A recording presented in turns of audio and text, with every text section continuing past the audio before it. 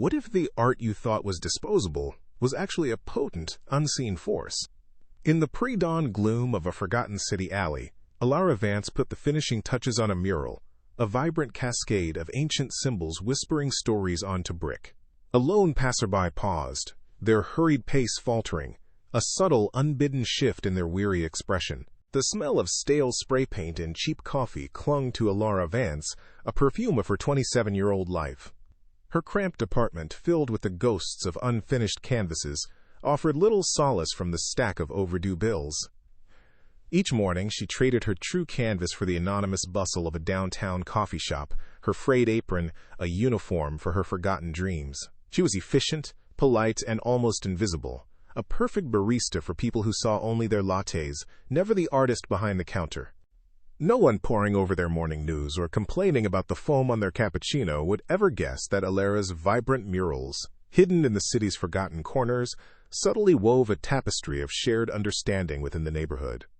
Later, at the local community center, Elara refilled the sugar caddies, overhearing snippets of conversation. Felt like we finally saw eye to eye on that issue. A new sense of pride somehow. Her art, a silent whisper, was creating an unseen current of connection. Old Man Tiber, a community elder, caught her eye, a brief, knowing glance that hinted at a profound, shared secret. In the far corner booth of the coffee shop, a man sat alone, an island of quiet intensity amidst the morning chaos. He was impeccably dressed in a dark, tailored suit, no flashy watch, no ostentatious display of wealth, yet his presence radiated a different kind of power. Julian Thorne, artistic director of a global brand Elara had only ever seen in magazines, nursed a single cup of herbal tea. He wasn't on his phone, wasn't trying to be seen. He was just watching. Every time Elara passed, she felt his observant eyes on her, analytical, probing, a silent question without a spoken word. "Another latte, sweetheart, and make sure it's extra hot this time," barked Mr. Caldwell, a regular whose arrogance was as predictable as the morning rush. Elara nodded, pasting on her practiced smile. "And please, don't bother with those local trinkets." He gestured dismissively at a small, intricately carved wooden bird displayed on the counter, a piece donated by a local artisan. "Meaningless folklore. Give me something with real value." Something inside Elara, the part of her that remembered Old Man Tiber's lessons on ancestral narratives, finally snapped. "Sir," she said, her voice quiet but firm, "that bird isn't just a trinket. It represents the spirit of protection in our community, a symbol passed down through generations. Its value isn't just aesthetic. It's a living story." Julian Thorne in the corner booth leaned forward, his teacup paused halfway to his lips, a flicker of something unreadable in his eyes. He wasn't on his phone, nor was he trying to be seen. Julian Thorne simply watched. As the lunch rush thinned, leaving behind the ghost of its frantic energy, he finally pushed back his chair. Elara, wiping down the counter, felt his gaze one last time. A prolonged, almost analytical appraisal. It wasn't creepy, just intensely observant. He gave no nod, no smile, just a quiet, unreadable intensity in his sharp eyes before he turned and walked out. The bell above the door chimed, a final punctuation. Elara felt a prickle of curiosity, mixed with a faint unease. He was gone, but his presence lingered, a question mark hanging in the stale air. Was this the end of the day? Or just the beginning of something she couldn't yet comprehend? The rest of the shift passed in a blur of routine. Refilling sugar caddies, wiping sticky tables, the familiar ache settling into Elara's feet, and, deeper still, in her soul. When 5 p.m. finally arrived, she slung her worn messenger bag over her shoulder and headed for the back exit. "Hey, Vance!" She turned. It was Leo, the cook, wiping his hands on his greasy apron. He was holding something. A sleek, black envelope. "The quiet guy," he grunted, nodding towards the front of the shop. "The one in the corner booth. Came back a few minutes ago. Said he forgot to give this to you. Told me to make sure you got it personally." Elara frowned, taking the envelope. It was made of heavy, expensive cardstock, unlike anything she'd ever held. There was no name on it, no address, just a simple, elegant silver seal holding it closed, the stylized wings of a soaring eagle. It felt impossibly important, a stark contrast to the dim alley light and the smell of burnt coffee and exhaust fumes. Leaning against the graffiti-covered brick wall of the alley, under the dim glow of a flickering security light, Elara broke the seal. Her fingers trembled slightly. Inside were two items. The first was a business card, as thick and black as the envelope. The silver eagle crest was embossed at the top. Below it, in minimalist silver lettering, were a name and a title. Julian Thorne, Artistic Director, Global Visionaries. Elara's breath caught in her throat. Global Visionaries wasn't just some arts organization. It was a global titan, a behemoth in cultural initiatives and influential public art, known for shaping narratives on an international scale. That was the quiet man from the coffee shop. It seemed impossible. The second item made her heart stop altogether. It was a plane ticket, or rather, a reservation confirmation for a private jet, a Gulfstream G650. Scheduled to depart from Teterboro Airport in New Jersey the next day at noon. The destination, an international art summit in Geneva. The passenger's name, Elara Vance. Tucked into the fold of the ticket was a small, handwritten note on matching black stationery. The handwriting was sharp and decisive, a bold, forward-slanting script in silver ink. Miss Vance, your vision is wasted on local walls. The world awaits your canvas. A car will be waiting for you at your address tomorrow at 10 a.m. This is not a request, it's an opportunity. As Elara read the note once, then twice, then a third time, her mind reeled. The alley seemed to tilt, the sounds of the city fading into a dull roar. This had to be a joke, an elaborate, cruel prank. But the expense? A private jet to an international summit. How would he even know her address? She stumbled home in a daze, the black envelope clutched in her hand like a talisman. When she burst into her tiny apartment, Maya was on the couch, scrolling through her phone, a reality TV show blaring in the background. "Whoa, you look like you've seen a ghost," Maya said, looking up. Elara didn't speak. She just walked over and laid the contents of the envelope on the coffee table. The business card, the jet ticket, the note. Maya picked up the card. Global Visionaries? Isn't that? Her eyes widened. She read the note, then looked at the ticket. She looked back at Elara, her mouth agape. "Elara, what is this?" "I don't know," Elara whispered, sinking onto the couch. "It's insane. He was there at the coffee shop. The guy the first told you about who was just watching." Maya's initial shock quickly morphed into deep-seated suspicion. She was a paralegal, pragmatic, and protective by nature. Okay, hold on. A strange billionaire leaves you a private jet ticket to an international art summit? Elara, this is every red flag in the book. This is how horror movies start. Human trafficking, a weird cult, some kind of creepy pretty woman fantasy. You cannot be serious. I know, Elara said, running a hand through her paint-stained hair. It's crazy, but the note, your vision is wasted on local walls. He saw my art. That's it? Maya countered, standing up and pacing the small living room. For all you know, this guy has some bizarre fetish. Elara, you don't know anything about him. He's Julian Thorne, Elara said quietly. He's one of the most famous artistic directors in the world. He's not some random creep. Rich people can be the biggest creeps of all, Maya shot back. And how did he get your address? That's what I want to know. That's not just observant. That's investigative. It's stalker-level stuff. The question hung in the air, heavy and unnerving. How did he know where she lived? Elara's mind raced. He must have had someone follow her, or run her name through a database. The ease with which he had pierced the veil of her anonymity was terrifying. But beneath the fear, something else was stirring. A wild, dangerous hope. The world awaits your canvas. The words alone were a physical ache in her chest. The ticket on the table wasn't just a piece of paper. It was a doorway back to the life that had been stolen from her, the life she dreamed of. It was a chance. It was everything. She looked around the cramped apartment, at the peeling paint on the walls, the stack of overdue bills on the counter. She thought of her coffee shop apron hanging by the door, smelling of stale grounds. This was her reality. It was safe, predictable, and it was slowly suffocating her. The note said, asterisk, this is not a request.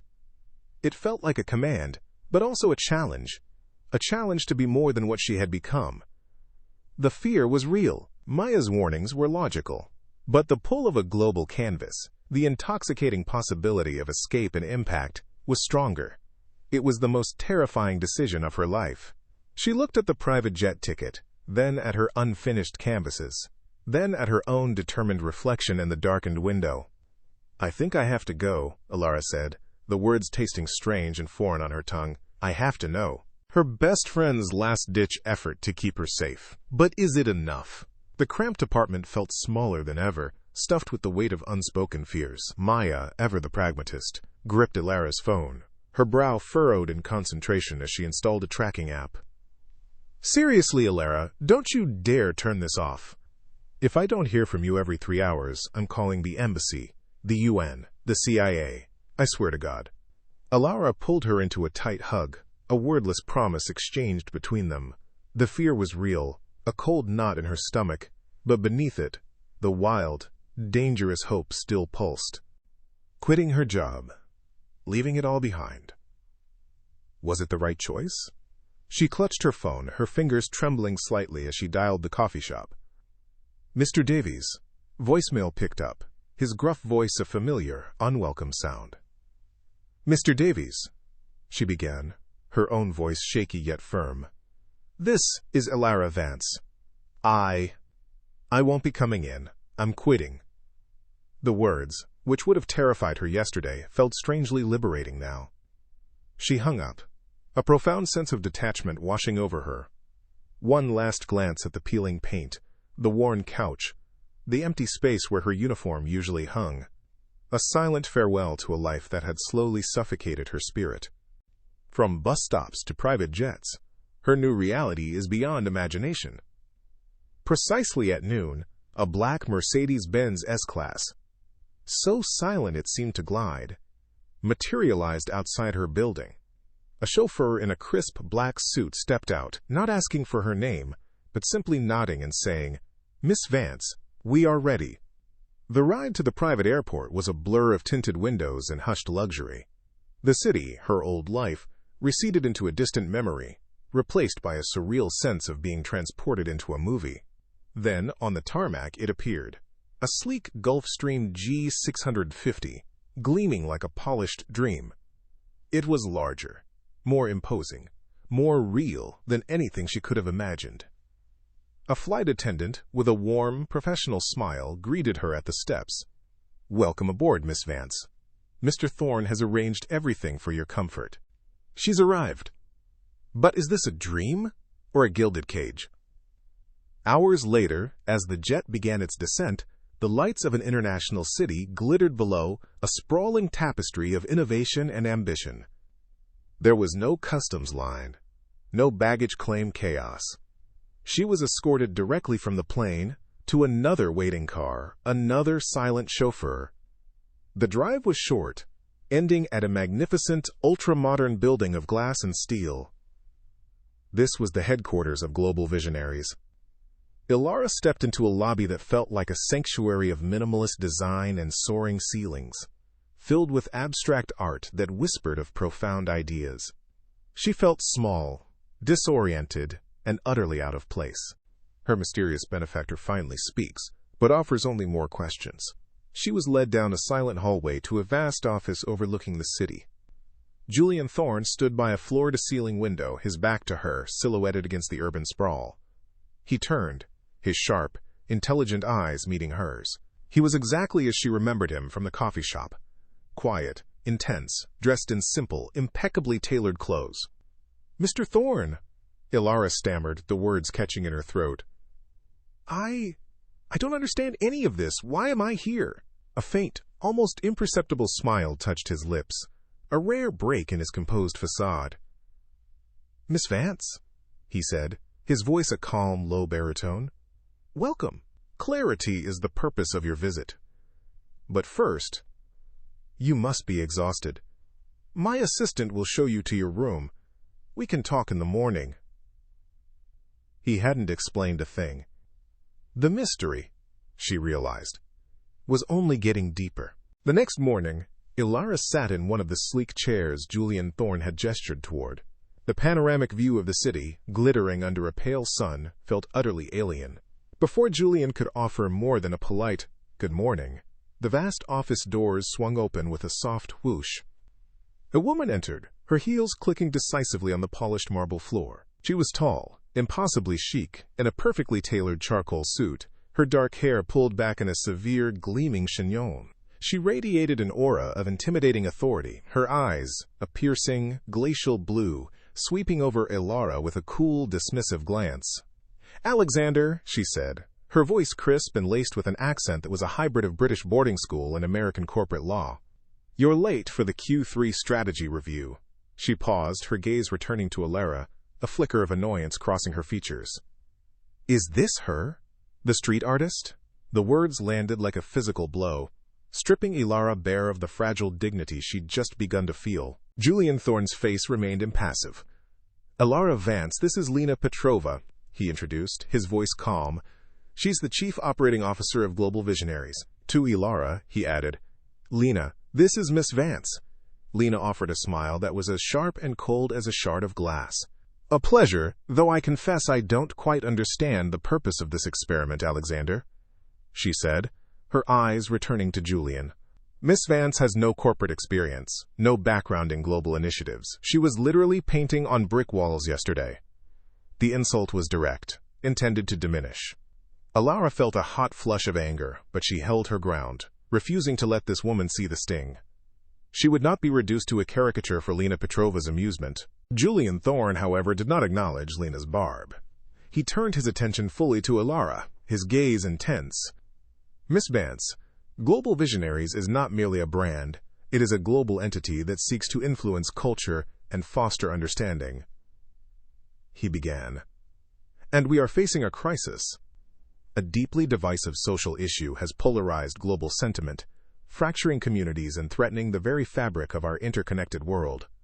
He gestured to a holographic display that shimmered into existence above his desk, showing a complex web of conflicting data points and images of societal discord. "We have tried every conventional means to bridge this chasm. Campaigns, documentaries, expert panels.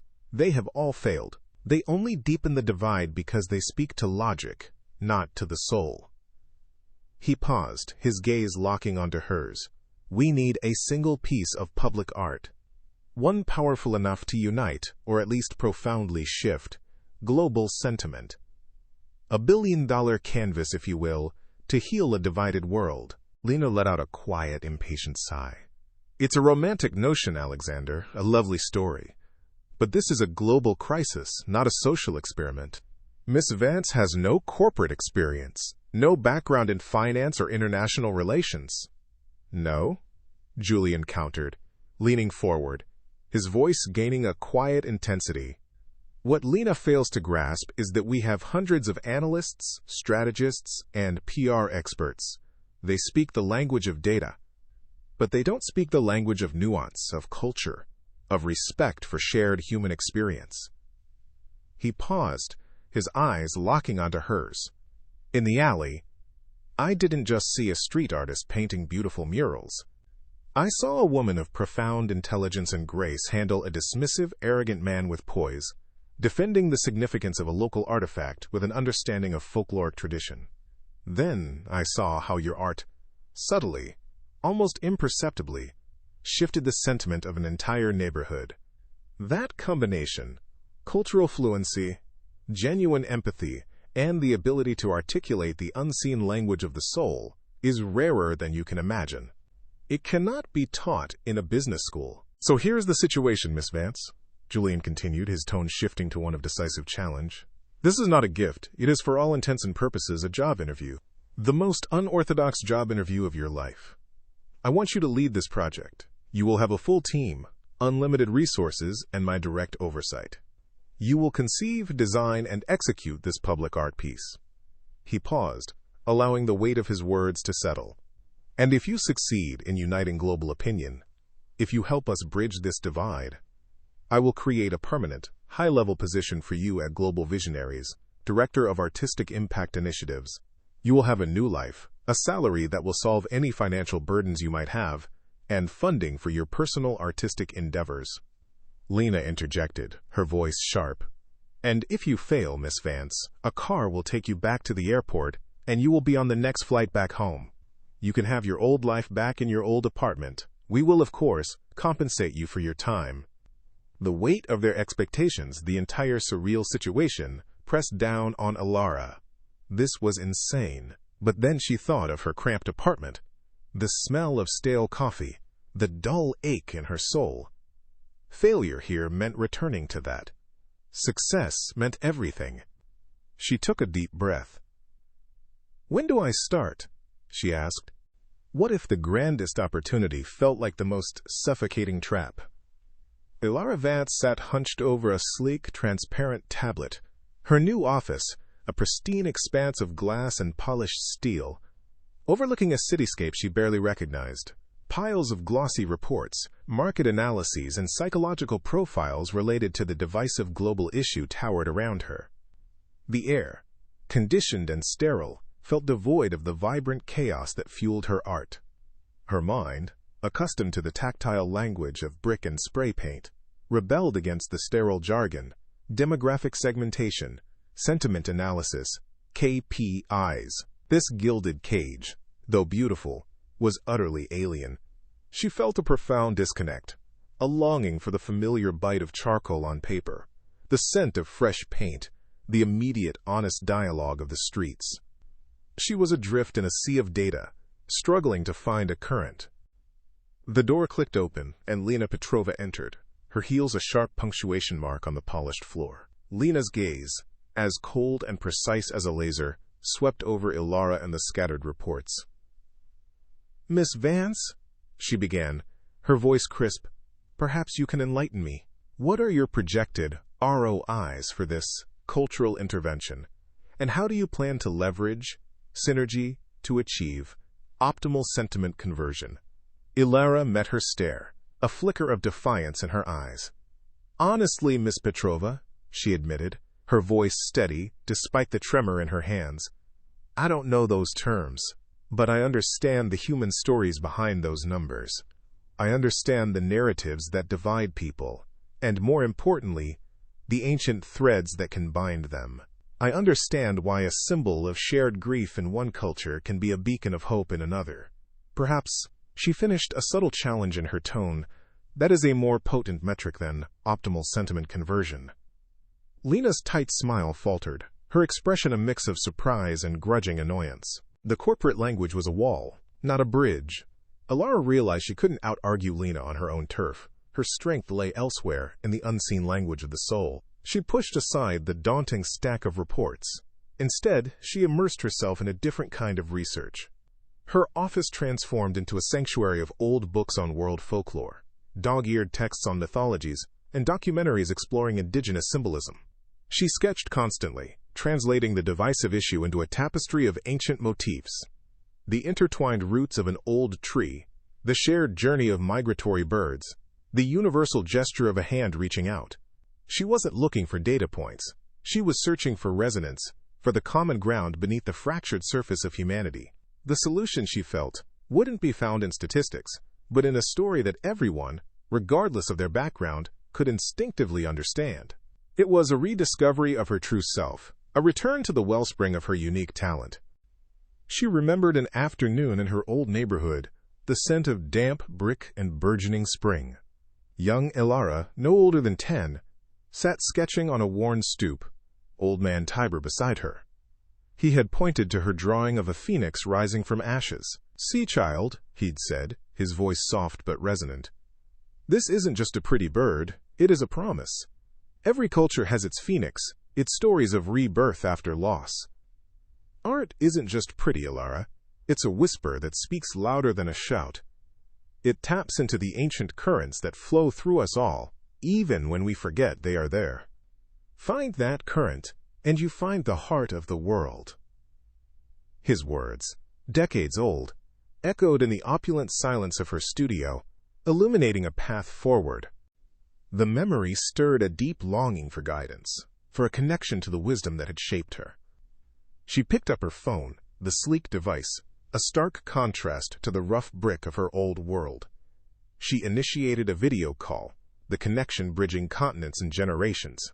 Old Man Tiber's weathered face appeared on the screen, framed by the familiar clutter of his small, culturally rich apartment. Elara explained her artistic predicament, carefully omitting the corporate grandeur, focusing instead on the challenge of bridging a vast human divide. Tiber listened, his eyes wise and kind. "Ah, Elara," he said, a slow smile spreading across his face. "The waters are troubled, yes, but beneath the surface, there is always a shared current. You must find the song that all hearts know, even if they have forgotten the words. Go back to the roots, child. The oldest stories are often the newest truths." His words were a balm, a compass pointing her back to her authentic artistic voice. What if the answer to a global divide lay not in complex data, but in the simple stories whispered across generations? In the hushed sanctuary of her vast art studio, Elara Vance felt the chaotic deluge of corporate reports begin to coalesce, not into spreadsheets, but into patterns, into symbols. Old Man Tiber's words echoed in her mind. Asterisk, look for the shared current, child. It runs beneath all troubled waters.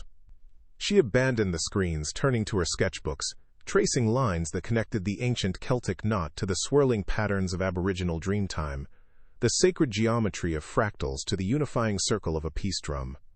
An exhilarating current of understanding surged through her. She began to envision it, a dynamic, interactive public art piece, not static but breathing, evolving. It would invite participation, each touch, each shared reflection adding to its luminous tapestry, a testament to humanity's innate desire for connection, a symbol of unity woven from the threads of division. A sudden, radiant smile illuminated her paint-smudged face.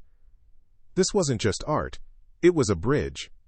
Her revolutionary art concept faced its first corporate test in a sleek presentation room far removed from the grit of her alley walls. Elara stood before Julian Thorne and Lena Petrova, not armed with slides or bullet points, but with evocative sketches, intricate scale models, and a passion that vibrated in the air. She spoke of the universal language of symbols, the deep-seated human need for belonging, the way folkloric traditions held the keys to empathy.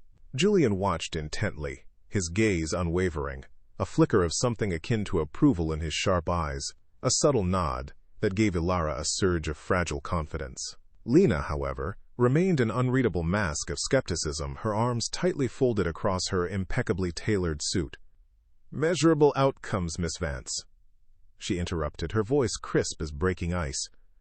"How does this interactive tapestry translate into quantifiable shifts in public sentiment? What are the metrics? Can you measure the soul of art with a spreadsheet?" Elara's question hung in the air, a quiet challenge to Lena's corporate fortress. Lena dissected the proposal with surgical precision, questioning its ROI, its reach metrics, and its tangible impact. "This is a multi-million-dollar investment, Miss Vance, not a charity project," she pressed, her voice edged with impatience. "We need more than emotional resonance. We need data." Elara held her ground, her voice gaining a quiet strength. "True impact, Miss Petrova, doesn't always come from numbers. It comes from emotional connection, from stories, from the way ancient myths, like the ones that bind communities across continents, bypass our defenses and speak directly to our shared humanity." She cited examples from diverse cultures, the universality of their themes. Julian, who had been observing the intellectual sparring with quiet intensity, finally intervened. "Lena," he said, his voice calm, "Elara has presented a compelling vision. She has earned the benefit of the doubt. Let's explore the asterisk metrics of meaning she speaks of." It was not a full endorsement, but it was enough. The artist found a way to speak two languages, art and analytics. Back in her studio, late into the night, Elara worked tirelessly, fueled by caffeine and an unshakable determination.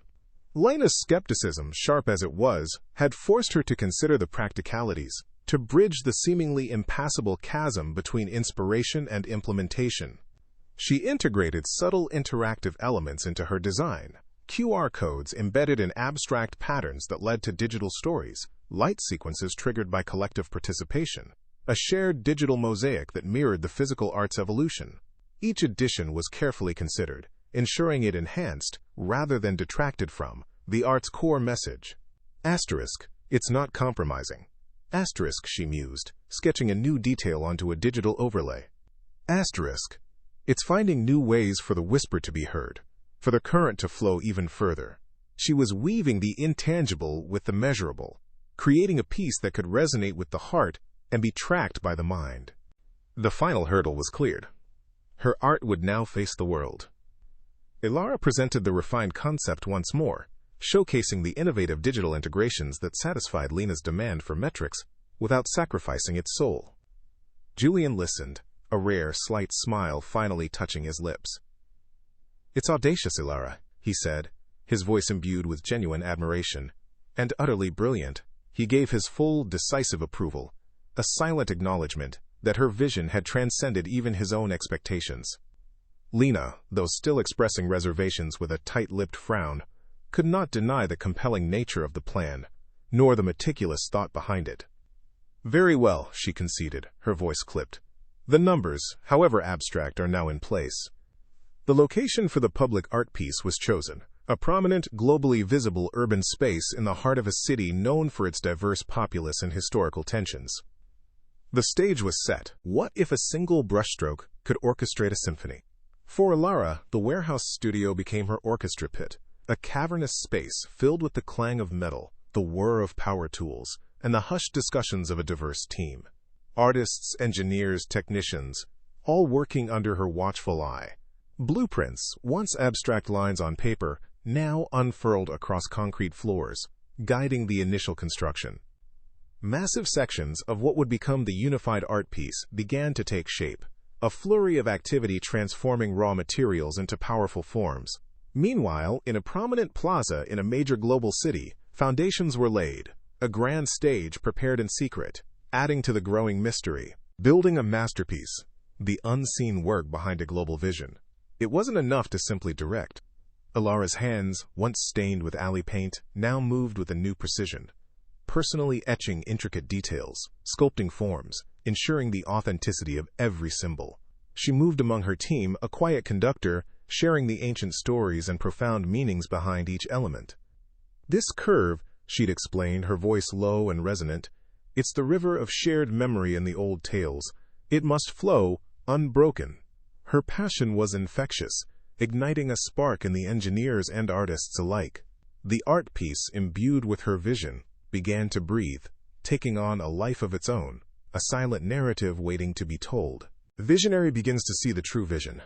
One afternoon, Julian Thorne made an unannounced visit, a silent shadow slipping into the bustling studio. He observed Elara from a discreet distance, his usual analytical gaze softening. He watched her paint, her face illuminated by the work lights, absorbed in the intricate dance of creation.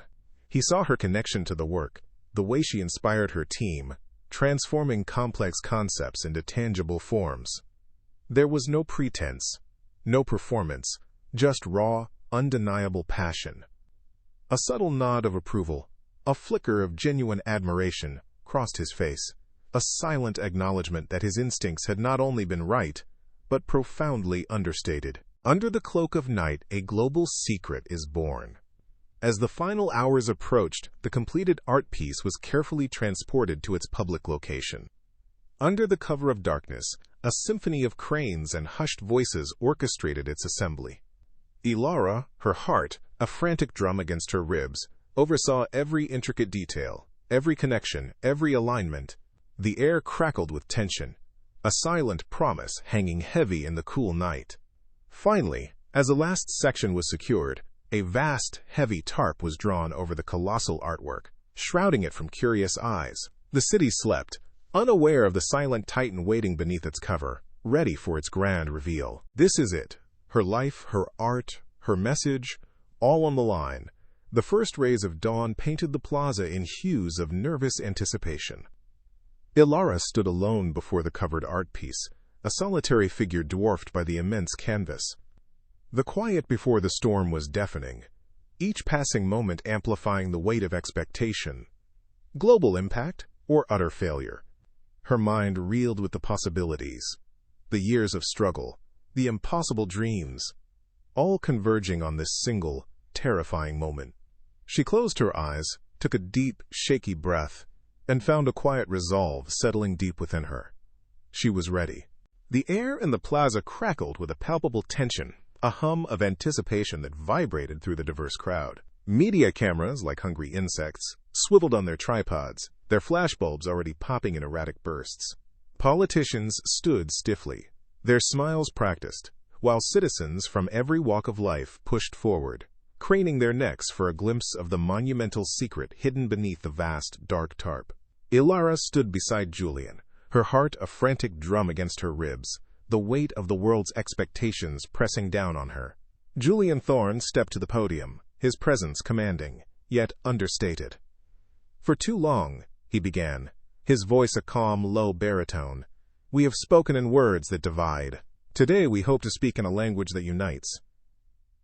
He paused, then gestured dramatically towards the shrouded form. "Behold, the canvas whisperer's vision." With a synchronized pull, the heavy tarps fell away, revealing Elara's creation. A collective gasp rippled through the plaza, a wave of awe and confusion. It was a sprawling, interactive sculpture, a dynamic tapestry of interwoven forms crafted from reclaimed urban materials, ancient hardwoods, and shimmering metallic threads. Light pulsed from within its core, illuminating a kaleidoscope of symbols, motifs from forgotten mythologies, universal gestures of connection, and abstract representations of humanity's shared struggles and triumphs. It was both ancient and futuristic, a silent, powerful testament to the common threads binding a fractured world. But the collective gasp was not one of pure understanding. As the initial awe subsided, a murmur rose from the crowd, a discordant symphony of whispers and murmurs. "What is it?" someone muttered, confusion etched on their face. "Just a pile of junk, if you ask me," a cynical voice grumbled nearby. On the giant screens flanking the plaza, media commentators were already launching into their immediate analyses, their voices overlapping in a cacophony of polarized opinions. A bold, if baffling statement from global visionaries. One declared, "But will it truly resonate with the average person?" Another scoffed, "More corporate virtue signaling, dressed up as art. Where's the clear message?" Lena Petrova, standing a few paces from Elara, wrung her hands, her impeccably composed facade cracking with visible anxiety. Her gaze flickered from the art to the confused faces in the crowd, then to Julian, whose own intense eyes were fixed solely on Elara, a silent question in their depths. The initial uncertainty was rapidly tilting towards dismissal, threatening to drown out the profound message Elara had painstakingly woven into every element. Elara felt the shift in the crowd, the rising tide of skepticism threatening to overwhelm her vision. Lena shot her a desperate, almost accusatory look. This was it. This was the moment she either faded back into the anonymity of her old life, or found the courage to truly speak. Taking a deep breath, Elara stepped forward, walking towards the microphone Julian had used. Her hand trembled slightly as she grasped the stand, but her gaze, when it met the sea of faces, was steady. Her voice, at first quiet, then gaining strength, filled the plaza, cutting through the murmurs not with political rhetoric, but with the ancient language of story. "This is not about what divides us," she began, her words clear and resonant, drawing on the wisdom of Old Man Tiber. "This is about the river that flows beneath all our troubled waters. Look closely at these symbols. This curve, it is the arc of a mother's embrace, found in every culture. This intricate knot, it is the bond of community, woven into every human society. The light pulsing within, it is the spark of empathy, the flame of understanding that we all carry." She gestured to an interactive panel, inviting them to touch it. "This art asks you not to agree but to connect, to remember the shared currents of our humanity, the common dreams that unite us, no matter our differences." Slowly, gradually, the mood began to shift. Faces in the crowd, once confused or skeptical, now leaned forward, listening, a flicker of something new dawning in their eyes. Julian's gaze softened, a quiet pride replacing his earlier intensity. Lena's mouth hung slightly open, her skepticism momentarily forgotten. The words, Elara's quiet, powerful words, had cracked open the shell of indifference.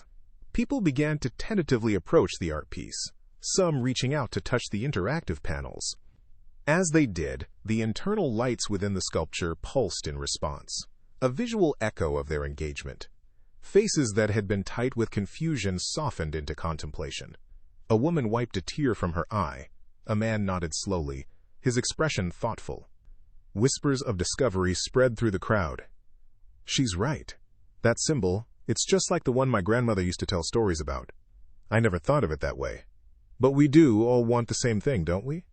A tangible sense of shared humanity began to ripple through the plaza, a silent, profound understanding passing between strangers. The divisive issue, momentarily, receded into the background, replaced by a nascent feeling of unity, a recognition of the shared current Elara had spoken of. What had been a disparate collection of individuals now felt, for the first time, like a community, connected by a single resonating truth. Her art went viral. It changed everything. The world, fractured and weary from a relentless deluge of divisive news, had found a focal point. From Tokyo to Timbuktu, news reports featured Elara's monumental piece, its intricate symbols and interactive elements replayed on every screen. A new kind of diplomacy, one anchor mused, spoken not in words but in the universal language of human connection. Social media feeds, once battlegrounds of conflicting opinions, now buzzed with hashtags like #SharedCurrent and #Tunites, fostering dialogue rather than division. People were sharing their interpretations, their personal connections to the folkloric motifs, finding common ground in unexpected places. At Global Visionaries, the data streamed in, undeniable. A dramatic, unprecedented shift in public sentiment, a profound re-evaluation of the brand's image, and most importantly, a glimmer of hope for a world that sorely needed it. Julian Thorne watched the global monitor wall, a rare, almost imperceptible tremor of satisfaction passing through his usually stoic demeanor. Elara's audacious goal had been met. The celebratory gathering at Global Visionaries HQ was a whirlwind of relieved smiles and clinking glasses. Executives who had once eyed Elara with suspicion now approached her with a newfound deference. Amidst the buzz, Lena Petrova emerged from a cluster of beaming board members. Her tailored suit was as sharp as ever, her dark hair pulled back with its usual severity, but her eyes, though still piercing, held a flicker of something new as she approached Elara. "Miss Vance," she said, her voice crisp but lacking its usual edge of dismissiveness. "I confess I still don't entirely understand how it works. Art, folklore, it's not exactly a metric I'm familiar with." She paused, then, with a subtle, almost begrudging nod, added, "But the numbers speak for themselves." "You were right." Elara offered a small, knowing smile in return. She didn't need Lena's full comprehension, just her acknowledgement. Across the room, Julian Thorne observed their interaction, a faint, almost imperceptible smile playing on his lips. Days later, Elara found herself once again in Julian Thorne's expansive office, the city stretching out like a silent, waiting canvas below them. The initial relief had settled into a quiet hum of accomplishment. Julian, leaning back in his chair, his gaze as intense and analytical as ever, clasped his hands before him. "Elara," he began, dropping the formal, "Miss Vance," for the first time, his voice a low, calm baritone. "The project was an undeniable success, beyond our most optimistic projections. You delivered, where all our conventional approaches failed." He gestured expansively towards the panoramic view. "The offer I made stands. Director of Cultural Integration for Global Visionaries. A very generous salary, a housing allowance in whatever global city you choose, and a blank check for your personal artistic endeavors. It's yours. No interview required."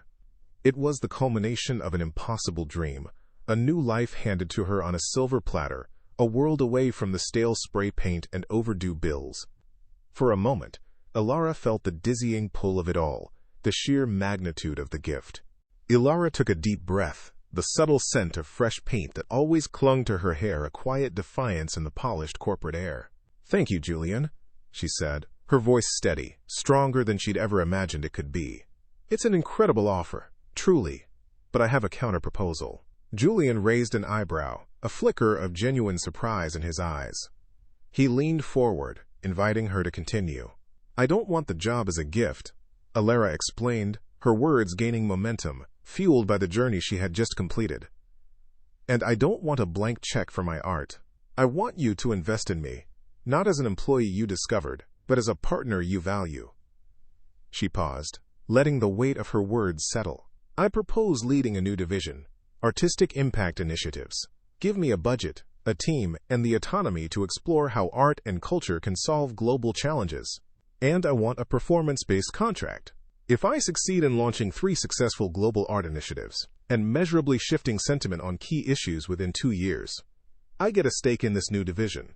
A small one, but a real one. And I'll fund my own education, my own artistic growth, with the salary I earn.